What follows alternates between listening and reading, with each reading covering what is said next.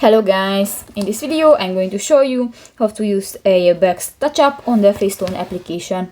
But first of all, I just want to mention, please don't forget to subscribe to our channel, because at 100,000 subscribers we are going to show you our YouTube revenue statistics and growth strategy, how to make money online. So let's jump into it. First of all, open the application on your device. So just open a project on your device, and if you want to set the ABEX, just go to the lower bar and tap to the touch up option next to the eyes, and you can find the fourth option, the ABEX. Just click to the white icon and just pull on the line, and you can set the strength of the ABEX. And if you finish, click to the OK button at the lower right corner of the screen. So that's pretty much it for this video, guys. See you in the next one. Bye bye.